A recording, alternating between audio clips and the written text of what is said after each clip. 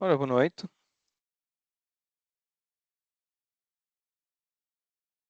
Ok. Se calhar agora vou permitir, nesta fase inicial,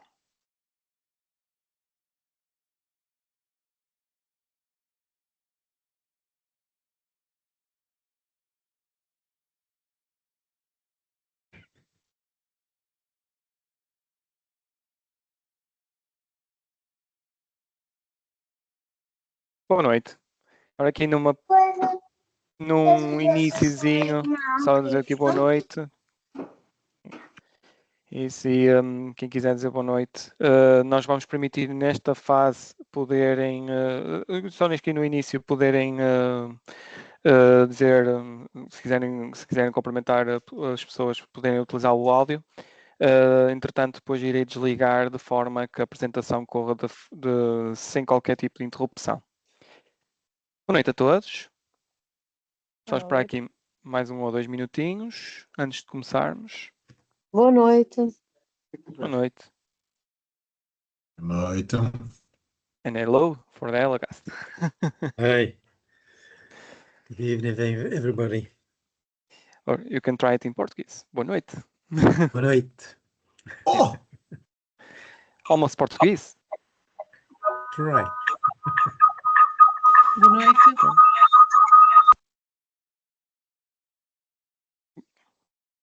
Okay. Ok. A lot of people Se calhar enter. melhor, cara. Vamos lá, só Ok. depois. Just só um bocadinho, vou só desligar então aqui as definições de áudio, portanto os microfones de toda a gente. Ok. E entretanto começamos.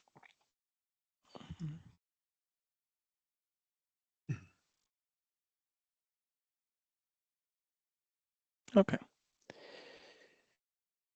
Muito bem. Boa noite a todos. Portanto, vamos começar o nosso webinar.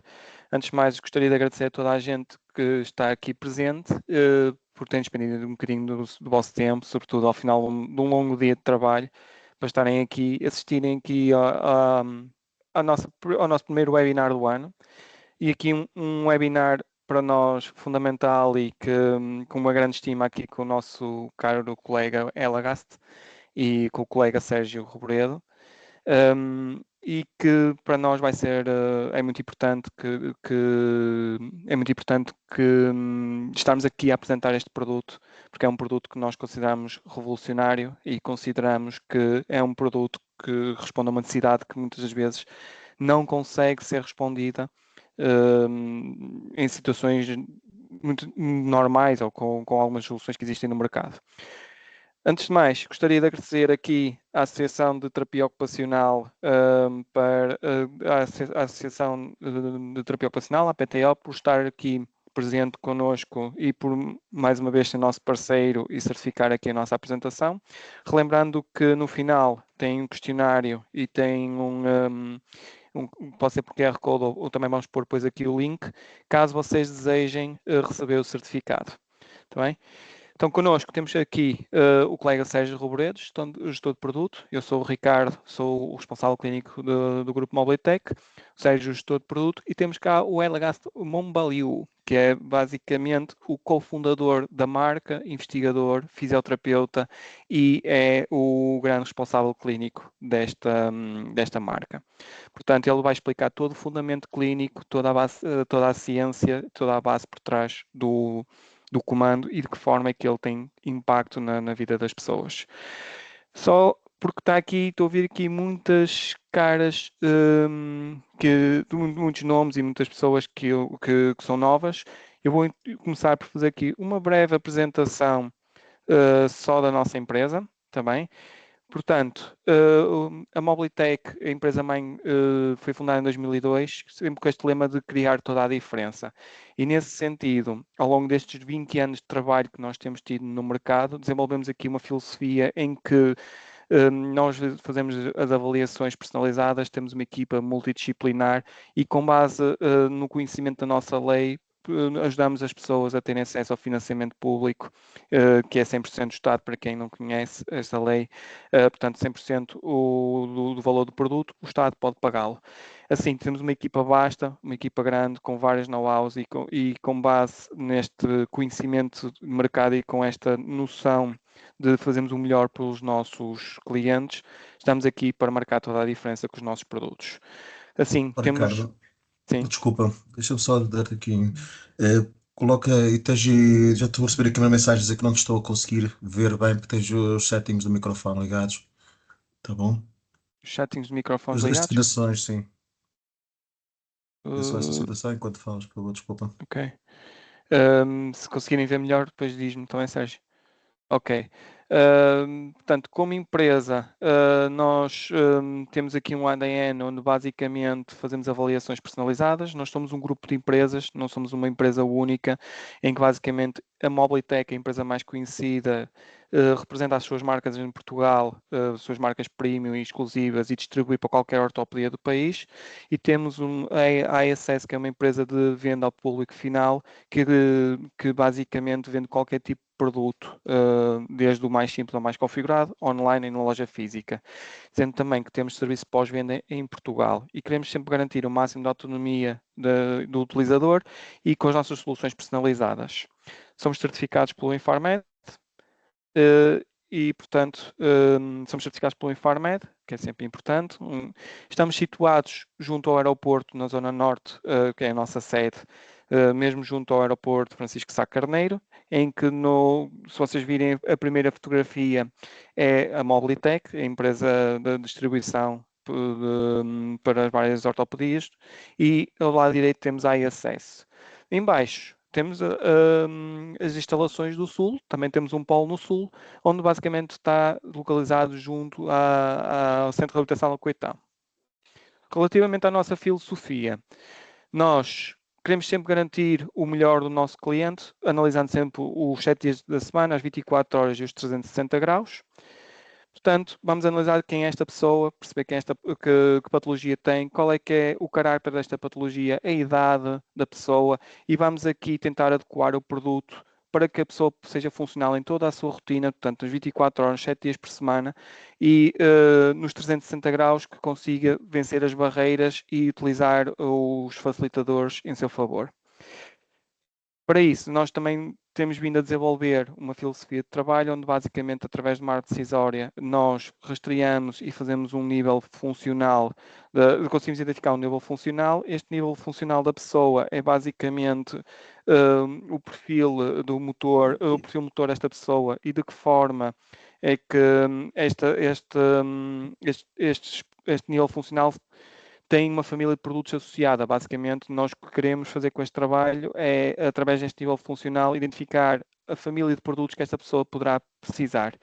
Dizendo ainda que este trabalho já recebeu até algumas menções honrosas pelo INR e também já foi também apresentado no European City Symposium em Dublin.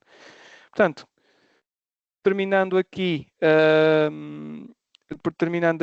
a minha parte da apresentação, a partir daqui... Deixa-me só. Sim. Sim. Eu não sei, peço desculpa, é que estou a receber aquelas mensagens. Vocês estão a ouvir bem? Perguntei à plateia, respondo se vocês estão a ouvir em duplicado.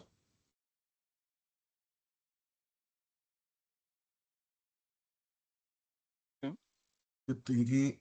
Boa noite, está tudo ok, está a ouvir bem? Está tudo a ouvir bem. Pronto, peço Ok, obrigado pela perfeito, atenção. perfeito, Percebi aqui algumas. Ótimo.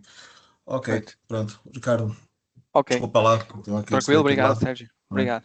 Portanto, Pronto, agora, deixa-me darei a... só. Sim, sim. Uhum.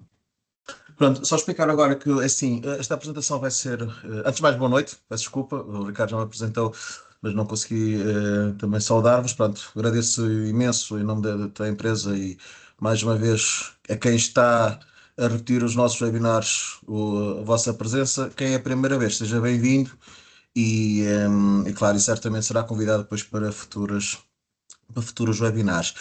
Esta apresentação que agora que vamos passar ao Elegast, ela será em inglês. Pronto, é a língua não a língua mãe do Elegast, mas a língua que vai falar.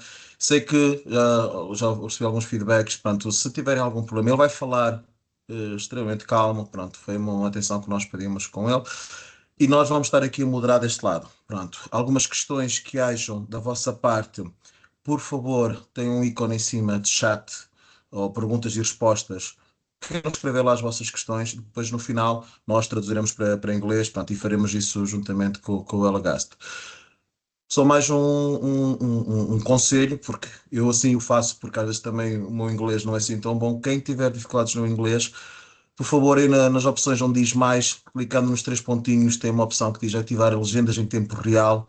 Vão conseguir ouvir e ler o que o apresentador está a fazer, portanto, ajuda-nos imenso na parte de percepção e na parte, portanto, da tradução. Portanto, dúvidas, estejam à vontade, questionem, no final estaremos cá. Portanto, muito às vezes, obrigado. Ok, sendo assim, obrigado Sérgio por essa anotação importante. Nós vamos passar então aqui ao nosso colega Elegast, que vai então apresentar o CoMoveIT. Dizer só que, entretanto, eu também vou pôr aqui o PDF da apresentação em português. Portanto, se alguém quiser seguir a apresentação em português, para depois esclarecer melhor algum tipo de dúvida que exista, tá bem? So, Elegast, I think it's your time. Go ahead and let's rock. Thank you very much, Ricardo and Sergio, for the invitation. Thank you also for the Mobility team to invite me. I will share my screen and please let me know if you can see the slides in a proper way. All right. We can see it. Okay, and I will remove this one up here. So you can see my slides? You can hear me well? I can hear and I can see. Yeah. Like Perfect. in your side. Yeah, all good. That's good. It's good. I will close chat. It's not chat. Good. Thank you very much for the invitation. I'm Elegast from Belgium. I'm a PT from background, and I'm really happy to present here today the presentation CoMoveIT Smart, and to answer the question how AI can empower independent mobility. So let's start with a question, and the question is, what do we, you, I, we all have in common? And for all of us, it started in the belly of our mother. We were grown there, growing into a fetus and then a baby, and then we were born. And after birth, we went through several stages of normal development. We were rolling, we were crawling, we were talking, we were grasping, and at the end we were running, bimanual activities, fine motor activities. So all these stages we went through, that's what we call the normal developmental ladder. And the easiest part, that's the head control. That's where we start with. And the most difficult part, that's the fine motor control. There's a reason why we learn to ride at the age of 5-6 years, because that's the most difficult one, the fine motor function. So normal development, for the most of the people, this is normal, but sometimes during pregnancy, it is going wrong. Premature born children or people born with an oxygen deficit or a maldevelopment of the brain. And then we know if that is the case, then we talk about cerebral palsy, in short, CP. A brain lesion is there due to several possible reasons, but the brain lesion is leading to difficulties, motor difficulties, cognitive difficulties, verbal speaking difficulties, but also even other comorbidities like seizures, epilepsy. So the brain is really important. And if the brain lesion is there, due to a brain lesion caused before, during, or short after birth, then it's related to the CP definition, cerebral palsy. We know that CP is the most common neuromotor disorder worldwide, and we talk about 1.7 to 3.6 per 1,000 newborn children. That is quite a lot. I'm not here to talk specifically what CP exactly is.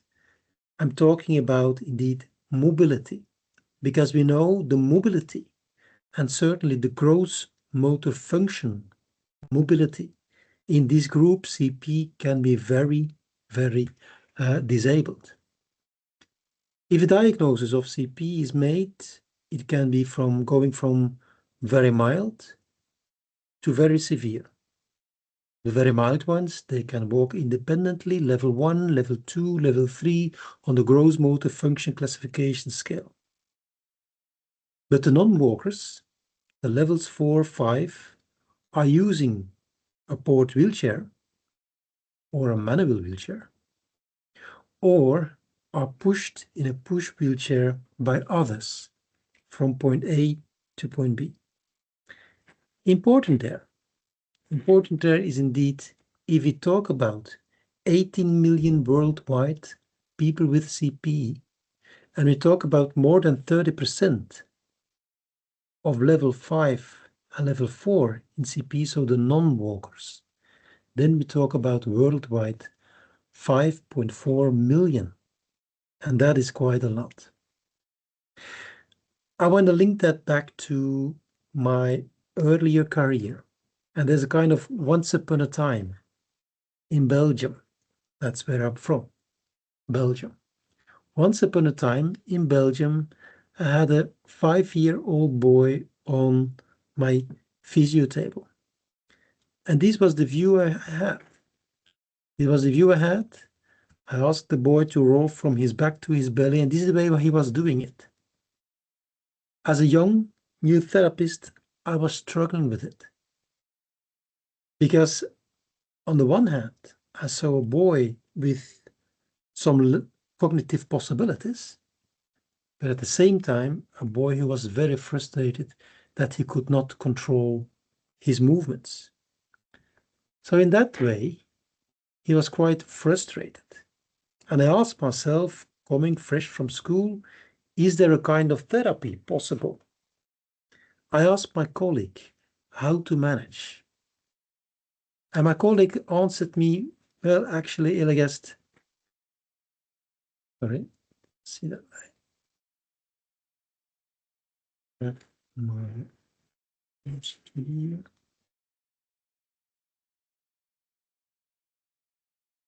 See that this one is not working now, probably.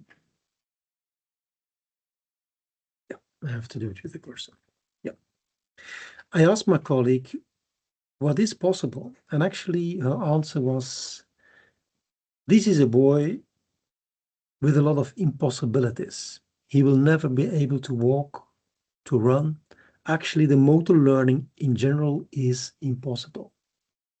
And to be honest, for me, that was quite a difficult one to accept. Because the boy, his name is Levi, he was smart enough to have some requests. Requests like, I want to have the highest level of independent mobility. I also want to communicate. And even if it's not talking, it may be okay with symbols or a speech computer. But he also wants to fill in his free time or to learn. And that is a challenge. A challenge, why? Because if you talk about mobility and we talk about this very severe group, we know it's very hard to use their hands, to use a cursor and a mouse cursor, and to use the cursor on the screen, or to use a joystick. Look to the right side. When we ask the boy to touch the handkerchief or to touch the object, this is the way how he's doing it. So it is not easy to do it. And that's a difficulty. But luckily, we also know that they can use their head. I'll ask you a question. The first thing we all had in common after birth was this head control, elevating our neck, drinking the bottle or having the breastfeeding. So we know these very difficult, severe CP population, they will never reach the level, indeed, of here, that fine motor control, but they have some possibilities with the head. And based on the knowledge of that developmental ladder, we will use their head to control a steering system. That's a first important take-home message I tried to share here. The developmental ladder. There are stages in normal development, and you also know for some people with CP, they are stuck there. But again, if we go back to that boy, Levi, and we would have followed the reply from my colleague, then her answer would be, we cannot do it. But there's the thing, the belief, what can we change? So we actually were searching alternative steering systems. Alternative steering systems, is this boy possibly, so has he some abilities to steer?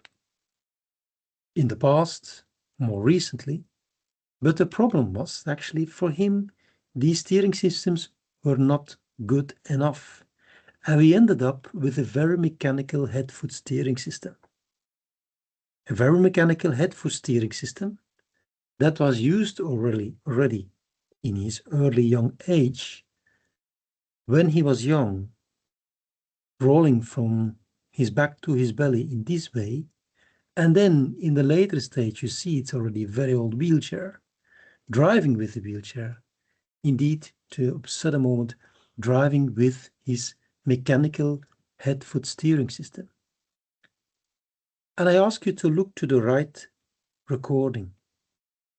There's something very special there. The way he is moving. The way he is moving, it's going difficult. I will play it again. You can see that this boy is using a lot of extension in his arms, a lot of abduction. He's almost squeezing the cushion in half. So he's driving with a lot of pathological movements. And that was a learning for us because he was stuck in the wheel of suffering. That is the second take-home message that I want to, of term that I want to explain. So on this slide, you can see here the time that Levi was driving with his wheelchair, and here the time, and here, this is the quality of his driving performance, driving with his head-foot steering system. And we saw there that in the beginning he was learning well, but at a certain moment that he came into a kind of plateau. He was stuck, he was not improving anymore. And then after that, his quality of driving was going down. What we saw there, at the same time that he was increasing force, increasing range of motion, that was increasing his complex movement disorders, and in turn was increasing pain and musculoskeletal deformities, and that actually was involving quality driving performance.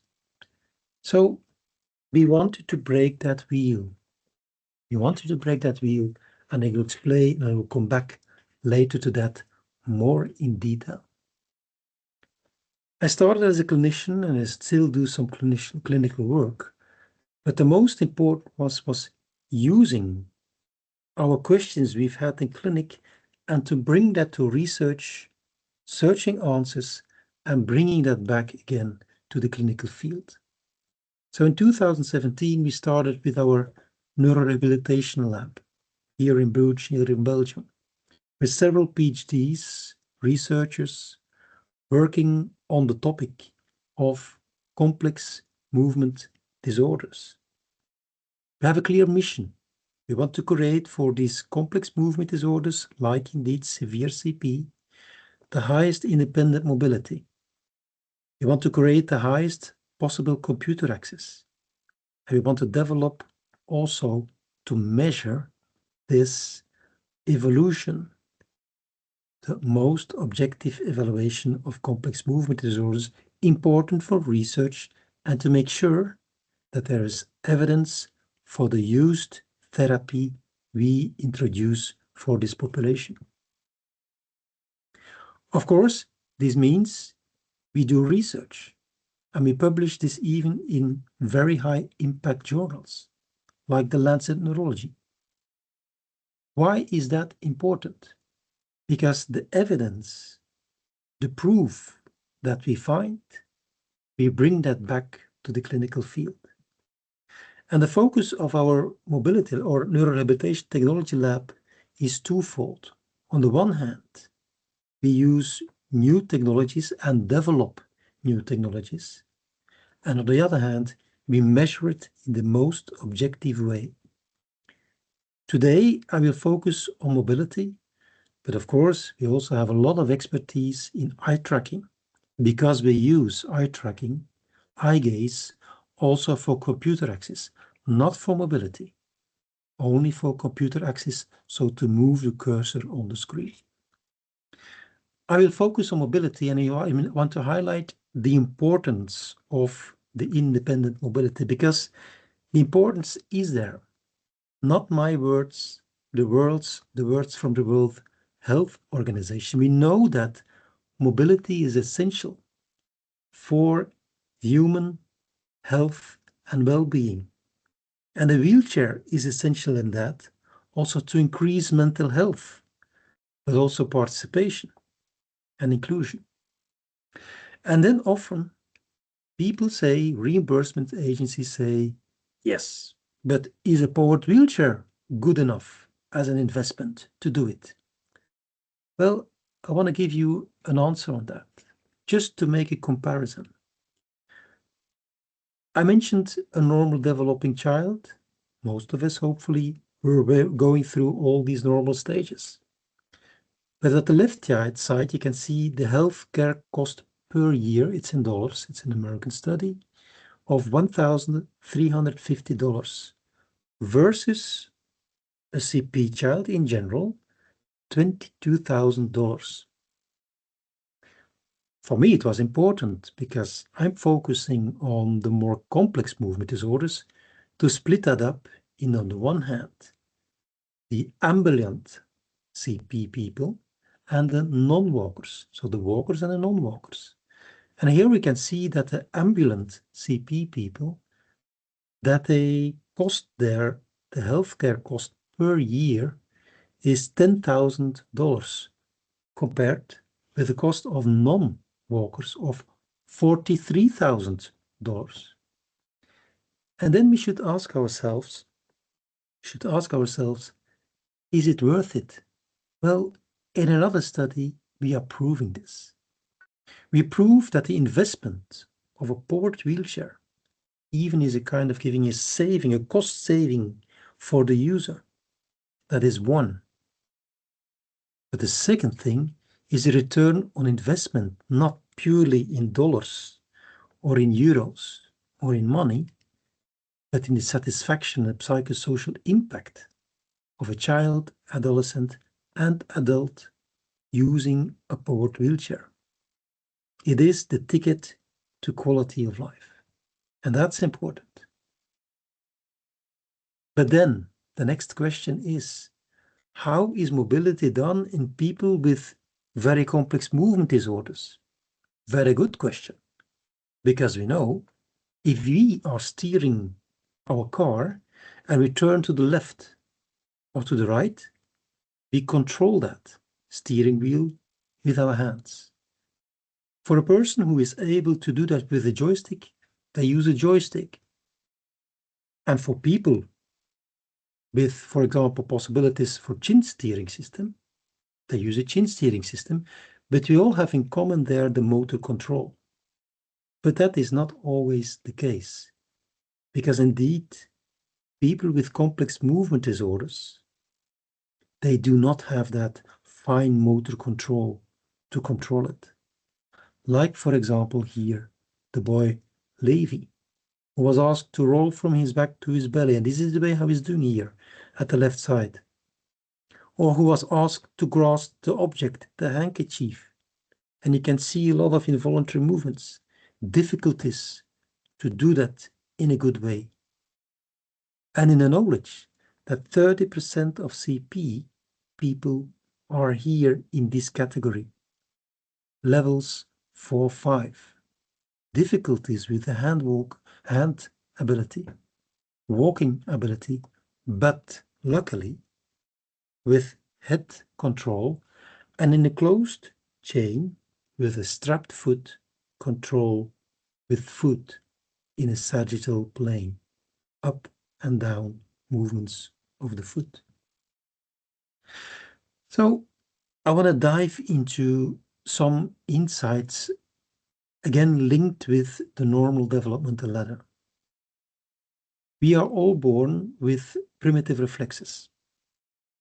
So the first thing that a nurse or a doctor is doing is testing this primitive reflex, and that's, for example, the palm reflex after birth.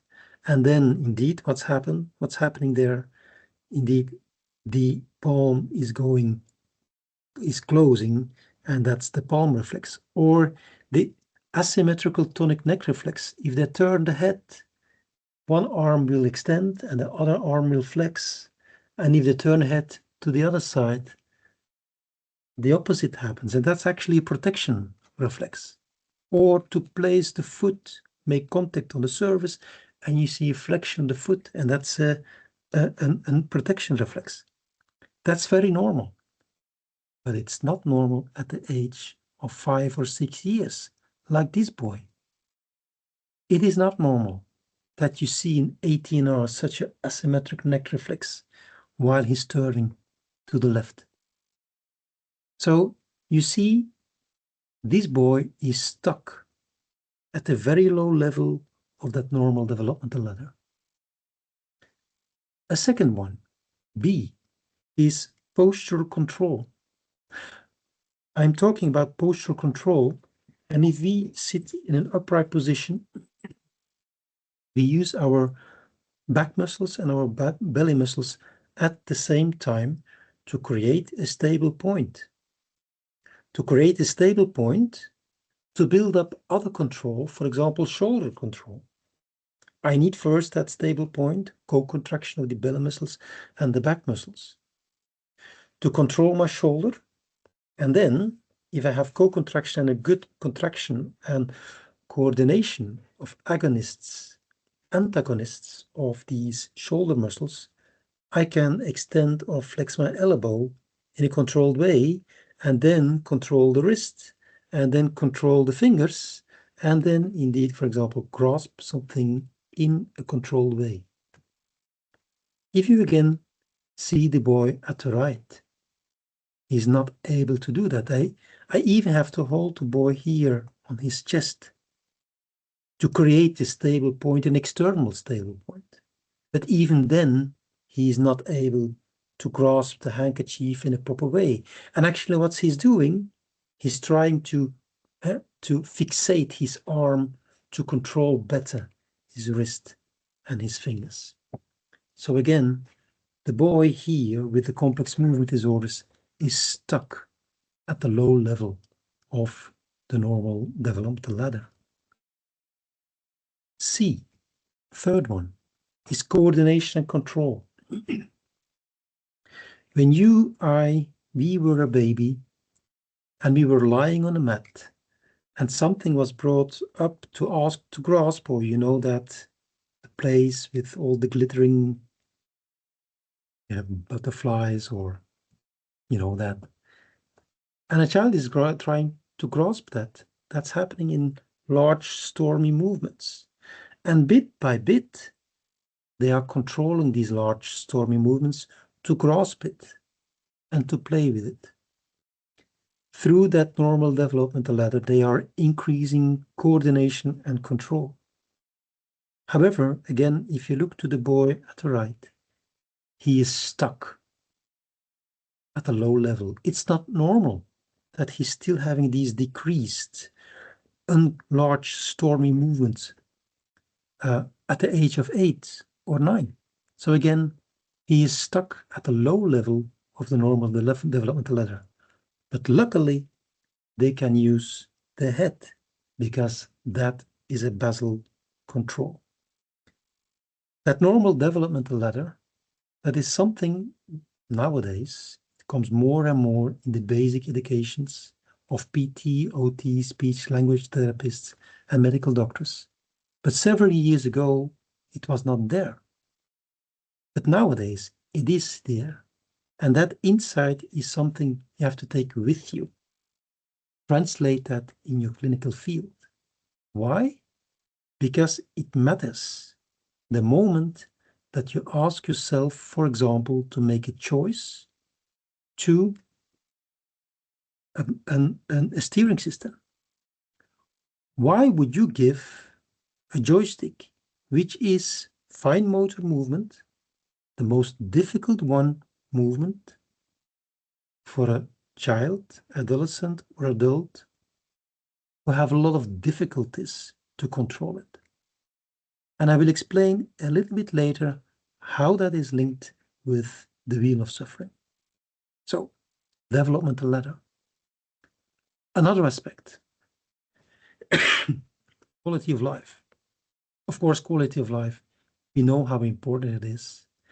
And we also know that there is a link with quality of life, with how we are active, can do functional activities, but also how we participate in life.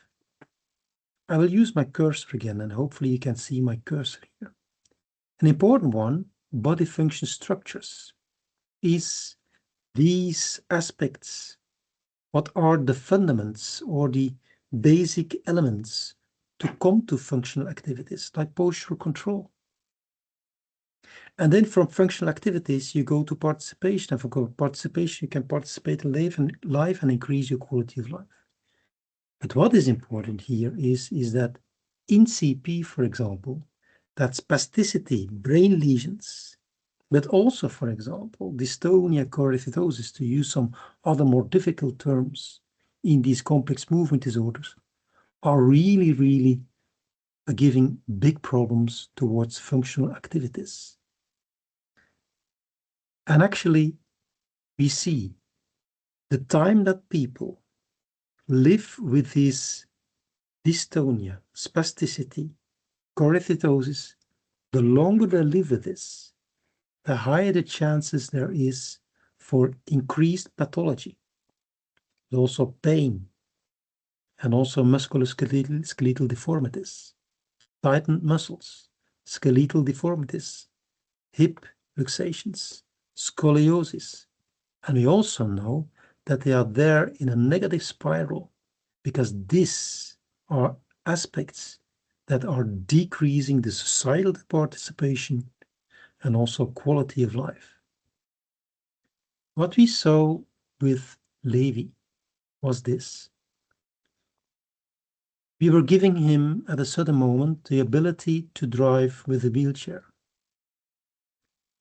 And at that moment, we also saw that his driving performance was already going down. There was a decline in driving performance over time, and there was an increase in musculoskeletal deformities and pain. And we wanted to increase our insights, how that exactly was coming.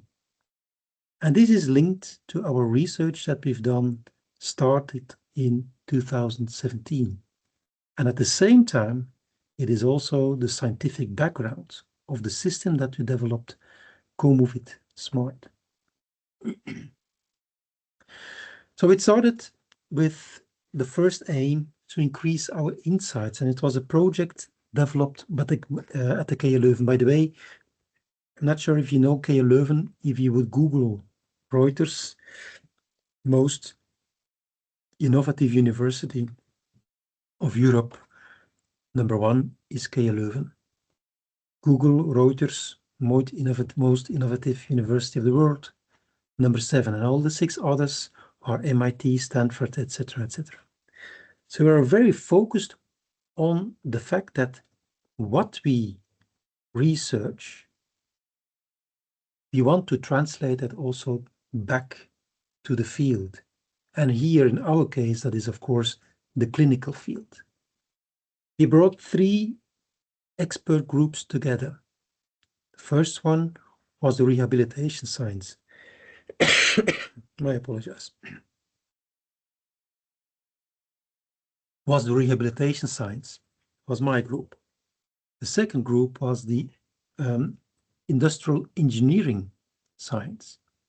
And the third group was the bioengineers, focusing on measuring of physiological parameters, like heart rate. So we brought several users of that mechanical steering system, head-foot steering system together, and we wanted to increase how exactly they were driving with that system. That's important. We did that in a standardized way, meaning in a way that we used a lot of objective, standardized, reliable, valid measurements. I will use my cursor again so you can follow. We placed on the head-foot steering system, we placed stickers, sensors. These sensors were measuring the pressure, but also the pressure patterns. The second thing was a small box, a kind of accelerometer. Accelerometer that was measuring the movements, how much movements and how many movements they were making during driving. And the third thing was here a smartwatch measuring their heart rate, and more specifically heart rate variability. Heart rate variability, which is a parameter of stress. And we all know that stress is increasing, or when stress is increasing, that our motor performance is going down. Remember the first time that you were driving with your car? How easy was that, and how stressed were you? That's an example. I will come back later to that example of driving a car. We had a very standardized way of measuring. You can see here start, stop, driving forwards, driving backwards. We had people, healthy subjects, we have people with complex movement disorders, and we could compare that. Important is that we found a possibility not only to measure it in a reliable way, but also to find insights, to use the sensors to drive with the wheelchair. First pillar. Second pillar is the clinical and instrumented evaluation. How reliable was it? And the third pillar was clinical pattern analysis. Insight was key. We wanted to understand how and why people with these complex movement disorders driving with such a mechanical head-foot steering system, or with a joystick even, making a lot of extension and a lot of force, why the drive performance was going down. First things first. That is indeed, we used sensors and we found evidence that these sensors could be used not only to measure, but also to drive a system. I will explain. I will explain because in the evidence, we found evidence for this. The sensor we used was giving us information of the driving behavior. When they were pushing here, for example, on the gas pedal, here we can see a lot of fragmented movements. And now I make a comparison with you, me driving a car. When we driving a car, we do that in a smooth, proportional way, accelerating, putting pressure on the gas pedal, increasing force, an increasing range of motion. That's how we drive. When we asked this group to push on that gas pedal, we saw a lot of involuntary movements. And also the driving behavior was there, that they were driving fragmented. That is one. Important is that we were able to capture that fragmented driving in a valid, reliable way. And another thing is that we were also able to measure all these pressures in a way that not only the force in Newton, for example, or kilograms was measured, but also the patterns. The sensors we used were able to measure these patterns over time. Bringing all these together, we were able already, one, to use the sensors to measure the pressure, but also to measure pressure patterns. That's the first thing. The second thing was we could link the given pressure with how much involuntary movements were present.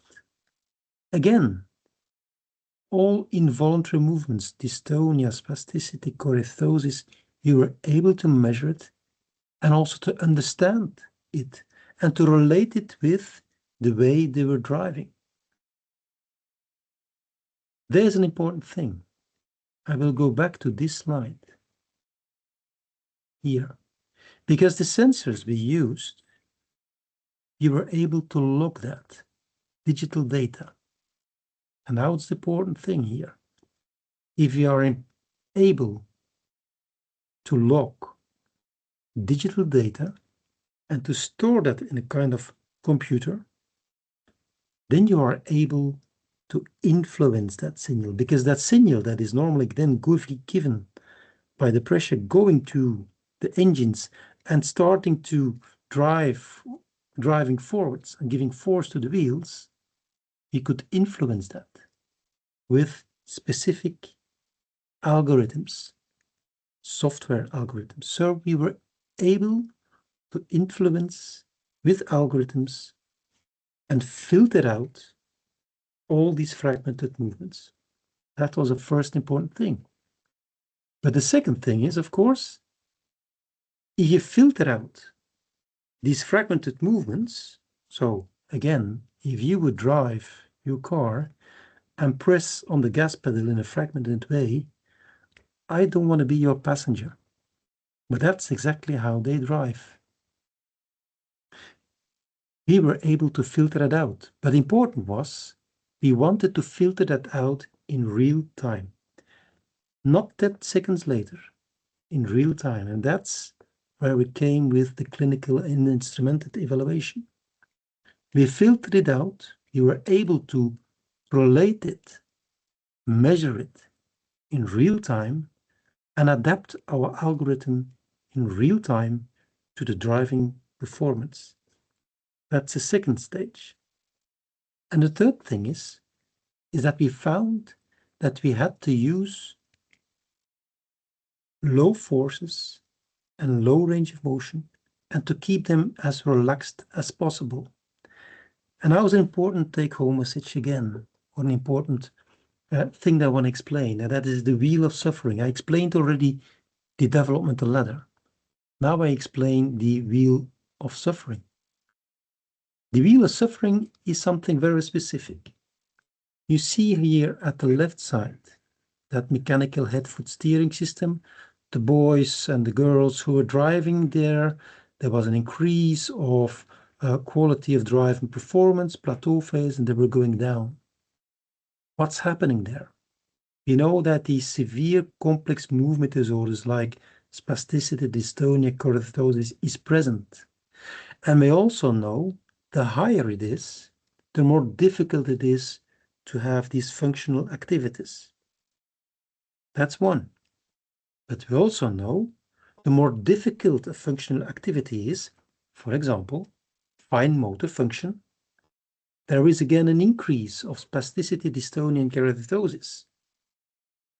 Another aspect is the higher these movement disorders, body function structures like spasticity, dystonia, and keratosis, the higher the chance is for pain, musculoskeletal deformities.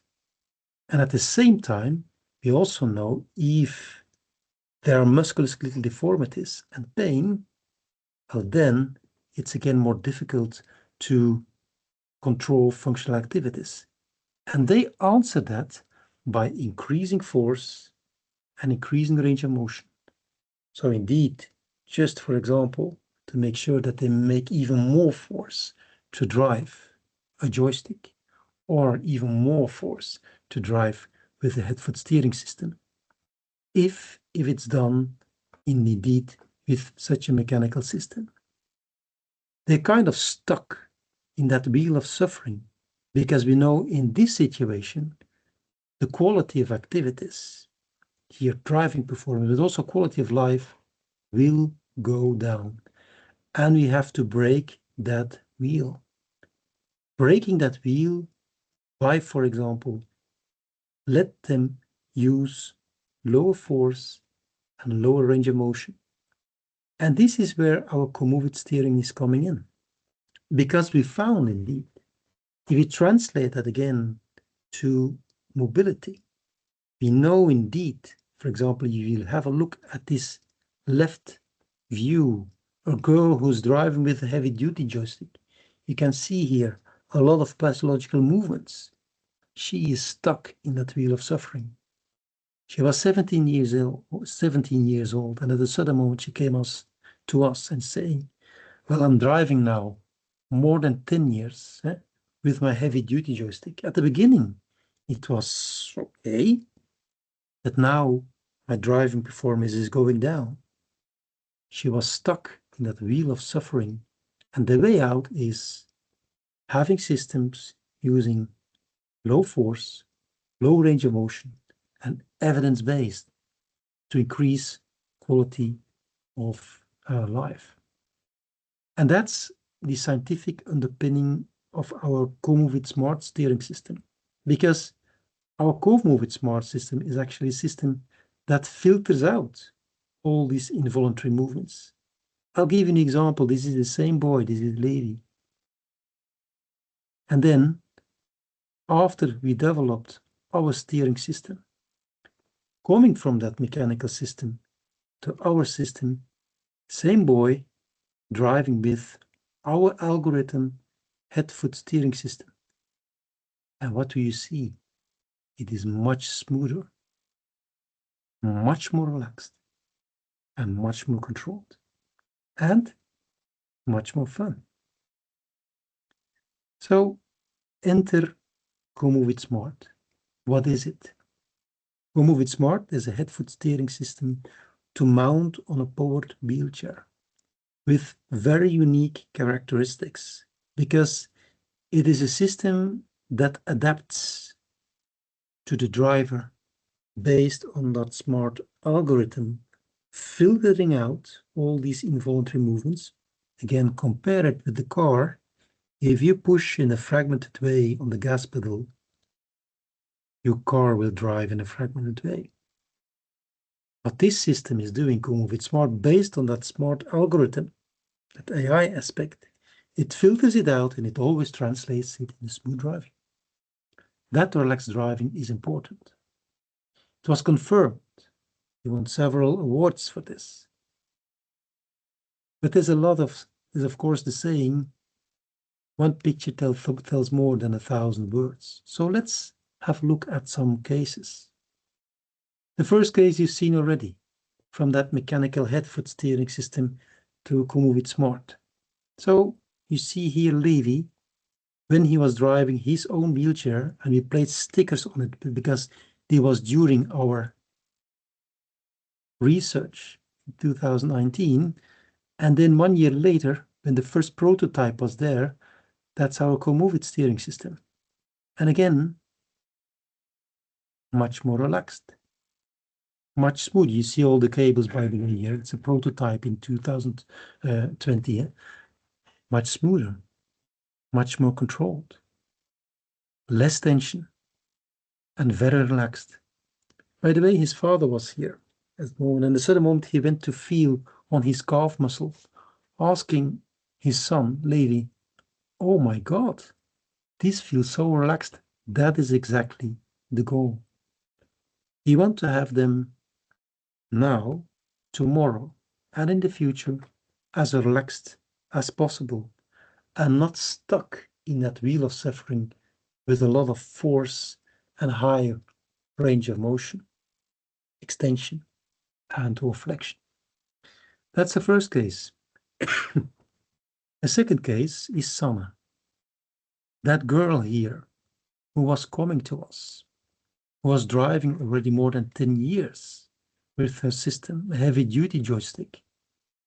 And you can see how much force she's making. And she needs that force to control the joystick. And you can see also her right shoulder, arm. Can you even be more in internal rotation than that? So what's the danger there? Danger in this situation is indeed that there's an increase of musculoskeletal deformities. There's an increase of pain. And we also know when that's the case, there's a decrease of controlled performance, functional activities, and quality of life is going down. She came to us and she asked, "Oh my God, I want to try your system because driving with my present system here is not fun anymore." So that's the following is the same day, 1 hour later. She was driving with our system and she was asking time after time, faster, faster, faster, because the fun was there. Are her movement disorders gone? No, you can still see these involuntary movement disorders. But at the same time, you can see that she's controlling her wheelchair much better. She's much more relaxed. She's having fun again, with low range of motion, low force.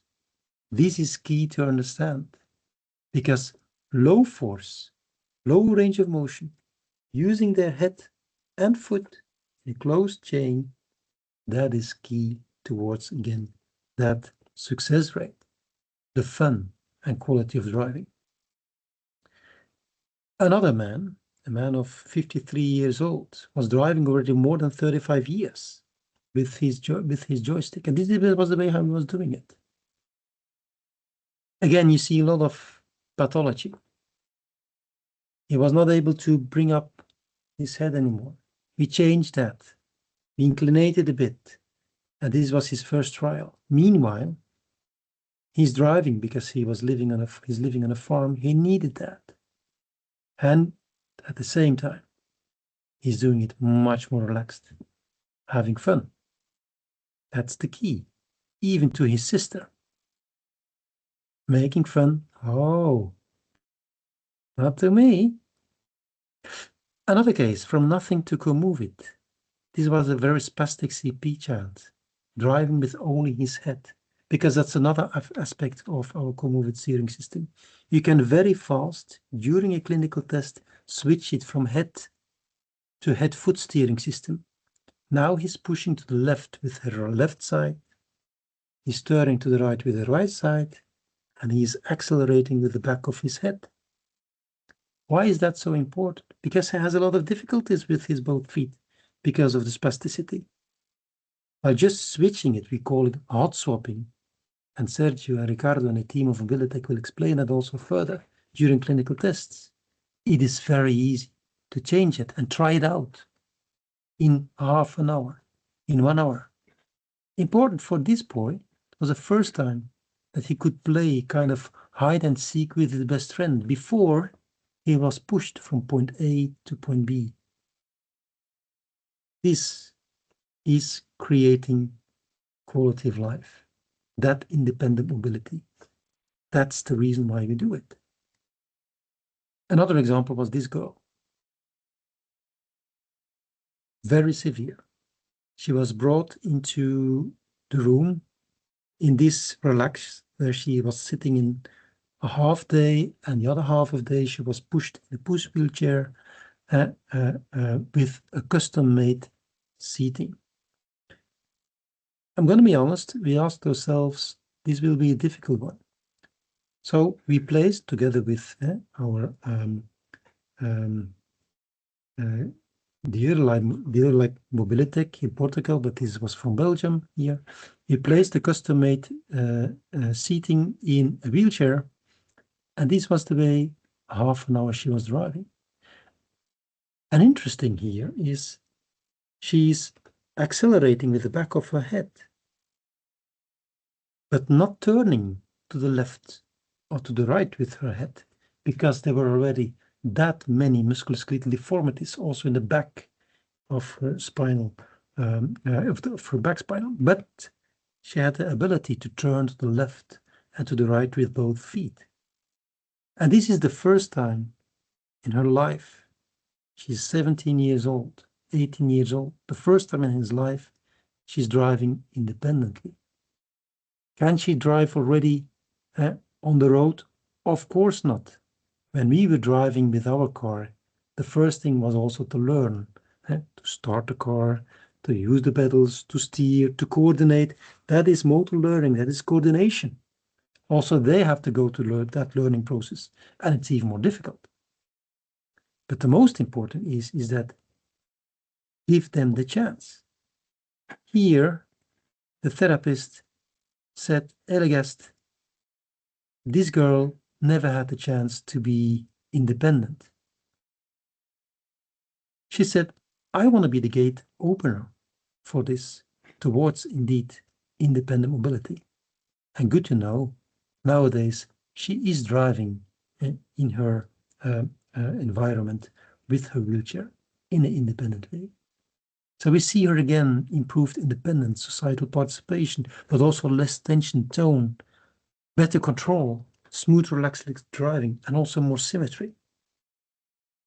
I'm coming to the end of my slide deck, and I want to give you kind of evolution of two children. And the first one is Divian. The first trial with Divian was here. He never had driving experience before. So we were testing him. Start, stop, first trial.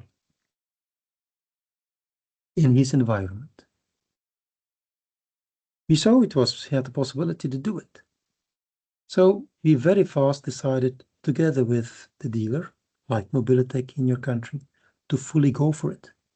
Because, oh my, what a difference will it be for this boy if he would be able to drive independent. Remember, before he was pushed from point A to point B. So we started the process, reimbursement process, and then indeed several months later, it was delivered. And there we started, like we started to learn, to move in big spaces. Moving in big spaces, developmental of spatial awareness. But then, sorry, that's too fast, developmental of spatial awareness here. You can see here, large space, learning to drive, very important in a large space. But then, from large spaces to more difficult spaces, like here. You see, before it was winter time, we are several months further. He's accepting the challenge to drive already in these more narrow, more difficult driving tasks, and able indeed to do it. It is difficult, and you can see that again, that he's making more tension. But going through that learning process, he's controlling much better and better.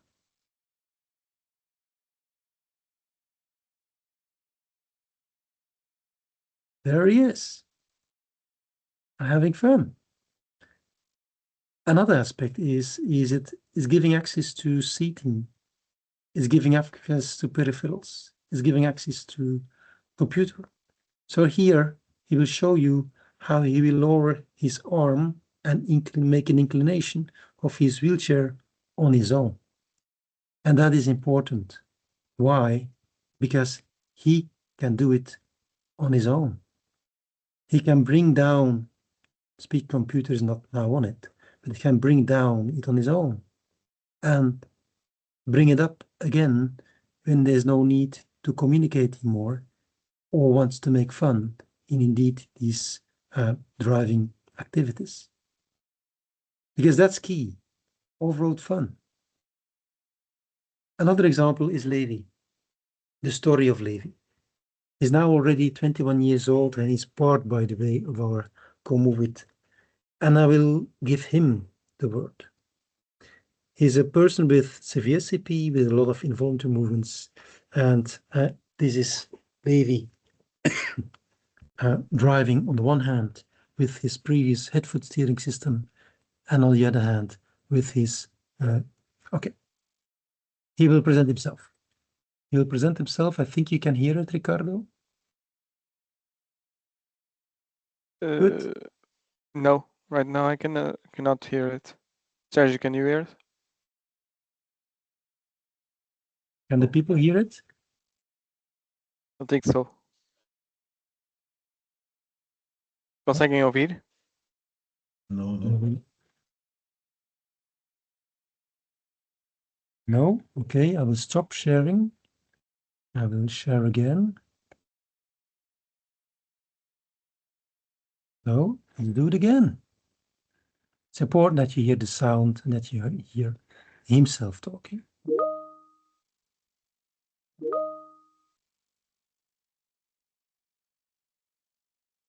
Hi everyone. Can you not hear it now? I am Yes. so happy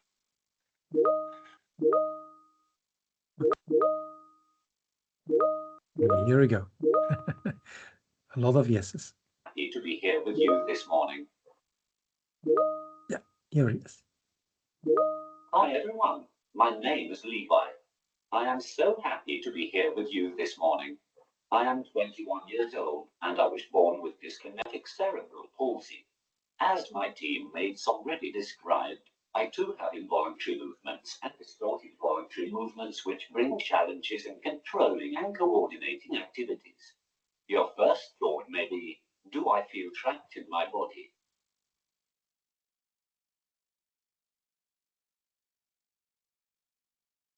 My answer, absolutely not. Today, I will share a part of my journey toward independent daily life and societal participation. Thanks to innovative technologies, I am so much more than my diagnosis. The CoMoveIT head-foot steering system gave me the opportunity to independently explore my environment. IGE's technology gave me the ability to express my wants and needs, communicate with my family and friends, and pursue hobbies like computer gaming.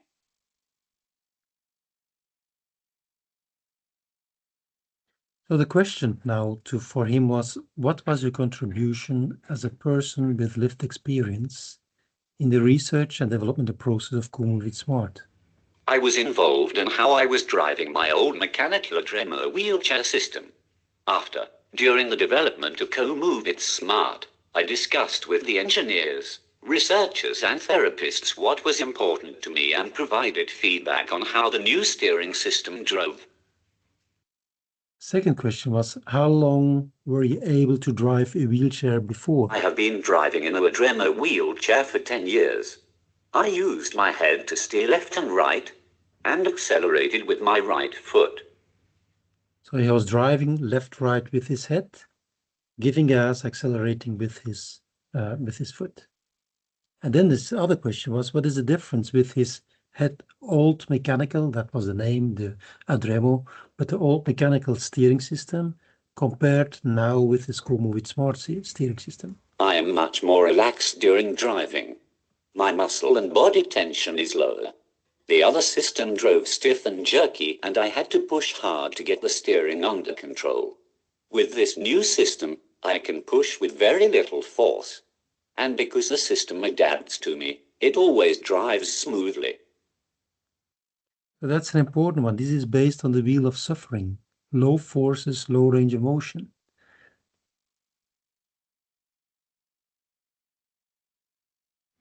The other system drove stiff and jerky, and I had to push hard to get the steering under control. It costed me a lot of energy. With this new system, I can push with very little force. And because the system adapts to me, it always drives smoothly. The other system drove stiff and jerky, and I had... And the other question was, what would you say to someone who was maybe thinking about trying to CoMoveIT? Just give it a try. Just give it Just give it a try. Okay, thank you, Levi. So, take-home message. I shared with you the insights in the developmental ladder. We know that the head function is the easiest and the fine motor functions are the more difficult. You have to go away from fine motor functions for severe complex movement disorders. Actually, we give them the most difficult. If you give them a joystick, the most difficult one. So you have faster to think about driving with the head. The second thing is the insights of the wheel of suffering. It determines the choice of your steering system. And the third one is during steering system, we know that low forces and low range of motion are key, and it will lead to quality of driving. We also know that the adaptive algorithms is filtering out these complex movement disorders, and again is leading to smooth, relaxed driving, therapeutic driving. And for that, our CoMoveIT Smart is leading to greater independence, societal participation, and it is evidence-based. It is scientifically underpinned. Thanks a lot for your attention. And if you have questions, I'm really happy to answer them. Thank you very much. Thanks, Elegast. I really appreciate. And let's me to switch to Portuguese because everyone it 1 hour to listen English. Maybe they are so tired. So, se tiverem algumas questões, por favor, começamos no início. Estejam à vontade, questionem. Estamos aqui para tirar dúvidas, para esclarecer. Não queremos que queremos, aliás, ficar bem esclarecidos com esta nova solução de comandos. Portanto, comando que usa neste momento aquilo que mais se ouve, que é a inteligência artificial, e que com os algoritmos e com as características de performance com que ele é programado e com que ele é usado, que já fizemos alguns testes, nós já tivemos a nossa formação cá em Portugal, portanto, verificamos sim que realmente, pronto, é algo bem diferente, algo que ajuda bastante na redução de espasticidade, pronto, e na performance de condução dos nossos clientes. Portanto, novamente questiono alguma questão que queiram fazer. I understand, Elegast, you talk very clever, very good conversation, and everyone are clarified, so no doubts. Congratulations. Okay. Thank you very much. Ok, entretanto aqui no link e agora aqui no chat partilhei um link onde conseguem ter acesso ao nosso formulário, ao nosso questionário, peço desculpa, também para validar a nossa apresentação, da mesma forma que nós queremos também aqui expor aqui 3 datas, sensivelmente daqui a um mês, vamos organizar um roadshow, portanto físico, o Elegast irá se deslocar ao nosso país para fazer provas funcionais, portanto, testar com clientes. Estamos a escolher 3 espaços físicos em que no dia 24/2 será aqui no Porto, ou na zona do Grande Porto, dia 25 na zona centro, e dia 26 mais ou menos na zona sul, portanto, na área de Lisboa, ou Grande Lisboa.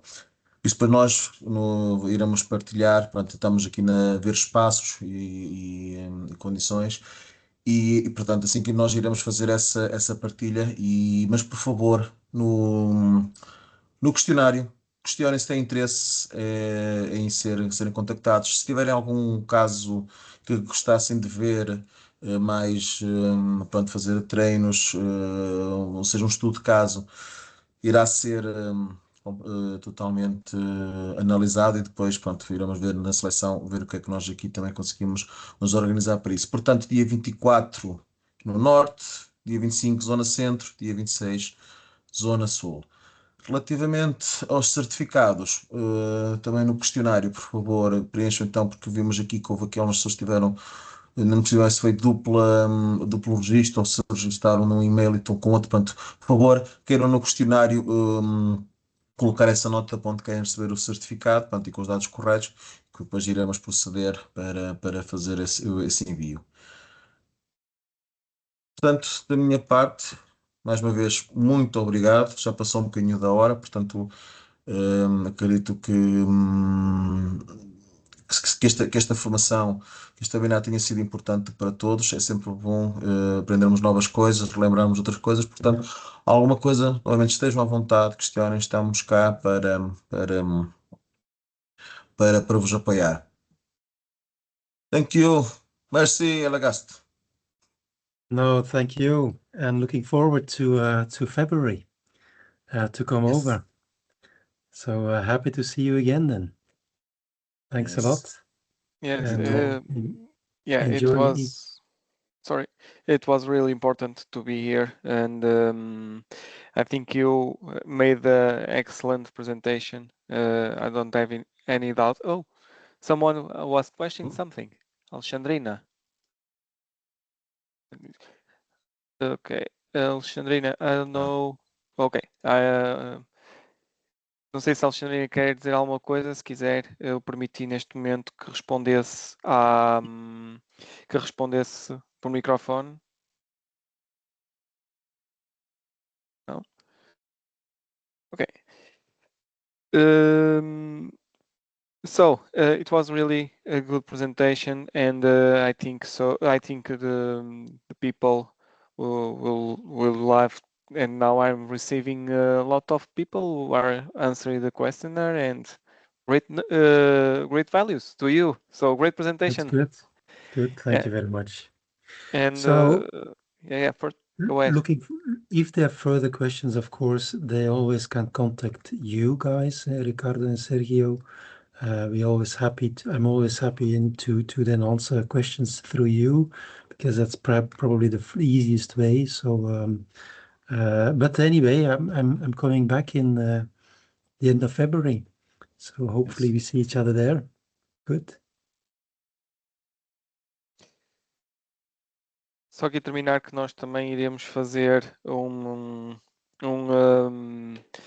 iremos fazer um convite também a todas as pessoas para depois estarem presentes. Quem já responder aqui que quer fazer o roadshow, nós iremos já depois contactar, mal tenhamos data, tá bem?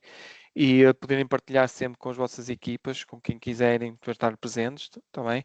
E para além disso tudo, será muito importante identificarem se querem testar o comando com alguns casos. Até nós vemos aqui nesse dia a possibilidade de um desses casos poder ser o teste para uma demonstração mais prática. Portanto, queremos que nesse dia também haja pelo menos um caso real para nós testarmos o comando.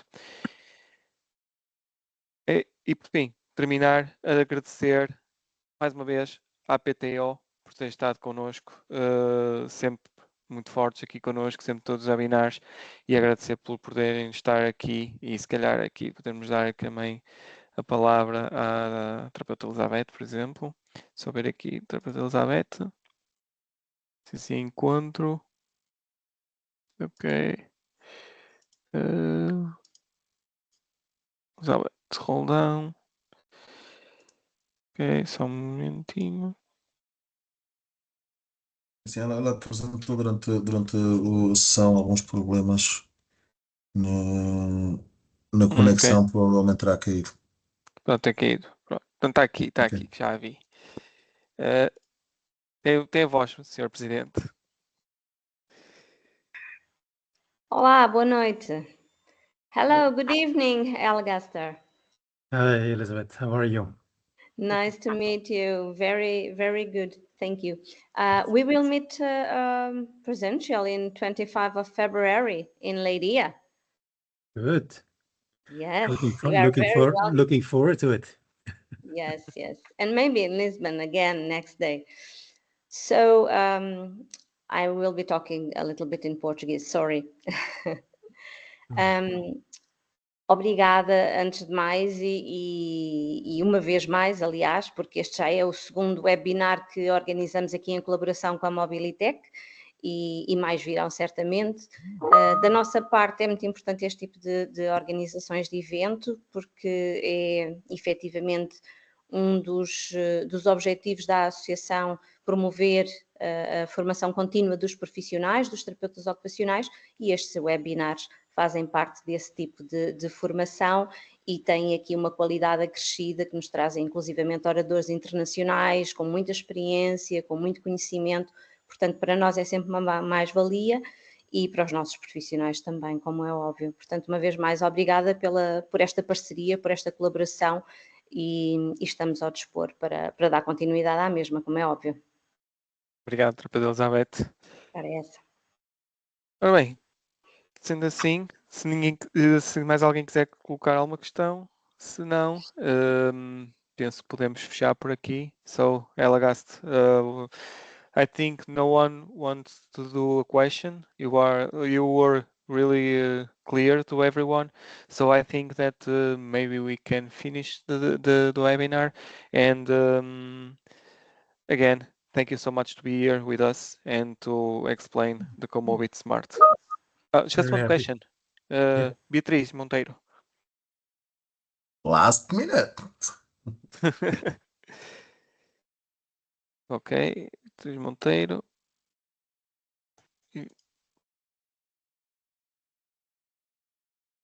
Trying to... Yeah. Sim, Yes. eu vou ligar o micro. Eu estava a tentar encontrar o seu nome. Estava a tentar aqui ver que eu estou a abrir individualmente, que é para não haver ruído. Portanto, Beatriz Monteiro.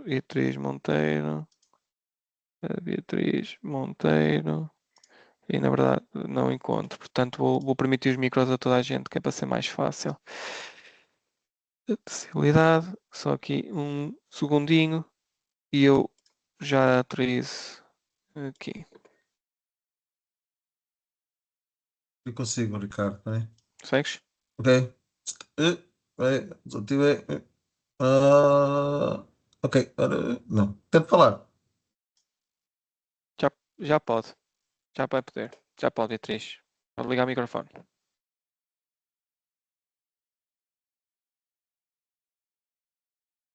Now, can you hear me? Hello? Yes. Hello. Hello. Hi, Beatriz.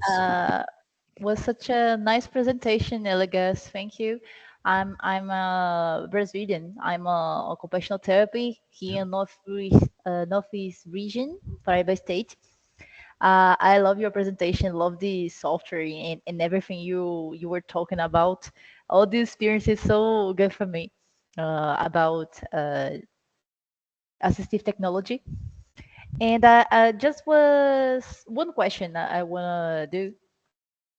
Do you have any like Instagram account or something like that? Like if we can see your experience as physiotherapists and everything? Just this question. Yeah, well, in Instagram, I have a LinkedIn. So I use LinkedIn a lot. I'm not using X anymore. I am using LinkedIn. So you're very welcome to follow me. And if you have questions, you can also reach me through LinkedIn. I'm not sure if LinkedIn is that popular in Brazil. Yeah. Yeah, okay. So then you can definitely reach us. You can also follow us, our lab, because the things I've told here, this is not a one-person job. You can follow our lab, but of course you can certainly also follow CoMoveIT, because also CoMoveIT is posting white papers, is doing a lot of posts. So follow us on Facebook also. So Facebook, I think CoMoveIT has several social media channels, but myself, I only have LinkedIn. So if that's okay. All right. But thank you certainly so much. you can certainly send an invitation, and happy to be linked on LinkedIn, so we can start with that. Thank you. And thank you for your compliments. And again, it's teamwork. See, there's another person here sharing this information. It's always teamwork.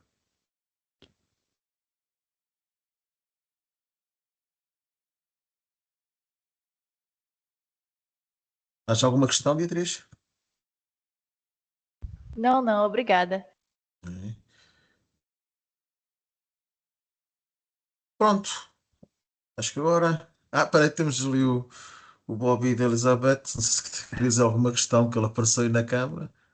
The dog? Maybe the dog want to make a question? No? Whoa. In body language. Okay. So, Elegast, last one. Thank you very much for your precious attention and the precious sharing information. And well, see you soon. We see each other soon. Thank you so much. Boa noite a Thank todos. you, everybody. Obrigado. Thank you. Boa See you. noite. Quem não respondeu ao questionário, Tchau, tchau. Bye. tem o link. Boa noite. Tchau. Boa noite. Obrigado.